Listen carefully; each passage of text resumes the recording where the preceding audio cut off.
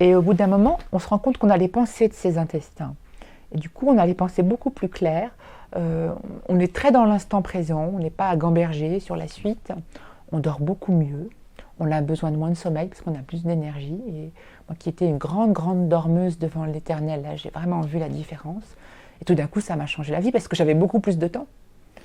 Et puis, on a une forme de sérénité voilà, qui se met dans le corps. Je ne sais pas, on vibre juste. Voilà. Tout ça, c'est des histoires de vibration. Je ne sais pas comment l'expliquer, mais on vibre juste et on est bien. On est léger aussi. On a la sensation toujours d'une légèreté. Alors que quand on mange tout le temps des choses cuites ou transformées, on est tout le temps en train de digérer. Et on a à peine fini de digérer qu'arrive le repas d'après et et hop, c'est reparti pour un tour. Ce qui fait que ça fait des corps qui sont en digestion permanente et donc qui n'éliminent jamais. Parce que si on digère, on ne peut pas éliminer. C'est l'un ou l'autre. Le corps, c'est comme un aiguillage sur une voie ferrée. Soit on digère, soit on élimine. Mais la façon dont on mange en Occident, on est tout le temps en train de digérer quelque chose. Et puis dès qu'on a fini de le digérer, pof, il y a un repas qui arrive et c'est reparti pour un tour. Et donc c'est important de comprendre qu'il faut laisser à son corps le temps d'éliminer. Et l'élimination, elle se fait de deux façons, soit en jeûnant, comme ça le corps est tranquille pour éliminer, soit en mangeant des choses qui sont très faciles à digérer, c'est-à-dire les fruits et puis les légumes crus et les légumes de façon encore plus efficace sous forme de jus. Quand on fait ça, on optimise vraiment le processus. Un jus préféré, alors moi je suis pas très recette parce que je suis une guenon, c'est-à-dire que dès qu'il y a des trucs, je les mange, quoi, je me pose pas de questions. Je pense qu'il faut pas faire des jus trop compliqués, ça sert à rien, parce qu'après on arrive à des mélanges improbables, des couleurs bizarres. En fait, il faut expérimenter soi-même. On comprend vite ce qui se complète, ce qui ne se complète pas. C'est toujours bien d'adoucir un peu les légumes avec un petit peu de fruits, mais en gardant une grande majorité de légumes. J'aime beaucoup la pastèque, qui est le fruit fétiche aussi de Thierry Casasnovas. J'aime beaucoup la betterave. C'est riche, c'est gras, c'est bon.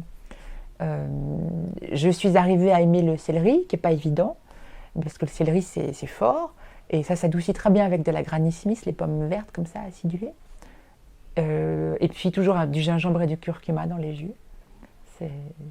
Ça fait bouger la lymphe et puis c'est très, très efficace pour la santé. Voilà, mais surtout, allez voir les vidéos de Thierry Casasnovas parce qu'il en parle divinement, il est très inspiré et lui, c'est un vrai spécialiste. Moi, je suis juste une comédienne qui a trouvé ça et qui essaye d'en parler autour d'elle. Des gens comme Thierry Casasnovas, Irène Grosjean, Bernard Clavière, qui est un grand monsieur du jeûne, qui a écrit un livre très très bien, qui dit si on s'arrêtait de manger de temps en temps. Ça, c'est des gens dont toute l'énergie va vers le cru, vers ces expériences-là. Et ça, c'est des gens qui ont beaucoup à nous apprendre. Et alors, rendons grâce au ciel qu'il y ait des êtres qui soient allés chercher toute cette connaissance et puis qui la diffusent. C'est vraiment une grâce d'être contemporain de ces gens-là. Et puis, j'ai aussi beaucoup apprécié les livres de Norman Walker, qui est un monsieur qui a vécu une centaine d'années et qui est un pionnier des jus, qui a fait la première machine pour extraire les jus, une espèce de gros machin hydraulique. Et voilà, maintenant on fait des machines très efficaces, beaucoup plus simples et petites. Et il a écrit des livres qui sont merveilleux parce que il donne toutes les propriétés spécifiques de tel fruit, tel légume. À la limite, on n'a même pas besoin de savoir parce que de toute façon, quand c'est végétal et cru, tout est bon. Mais ce qui est très intéressant dans ces livres, ce sont les préfaces. À chaque fois, il y a une préface d'une vingtaine de pages qui est bluffante. Et quand j'ai lu ça, c'était comme une révélation. Tout est dit. Tout est dit. Il y a un livre sur les jus, un livre sur les salades, et il y en a un qu'on trouve plus édité, qu'on trouve en PDF sur Internet, qui s'appelle « Rajeunir et rester jeune », qui lui est une sorte de résumé de tout ce qu'il avait compris. Ça, c'est très, très intéressant. Et puis après, l'étape d'après, quand on mange cru, comme on vibre différemment, on a des pensées plus fines, plus affinées, comme ça, on va vers des choses très spirituelles.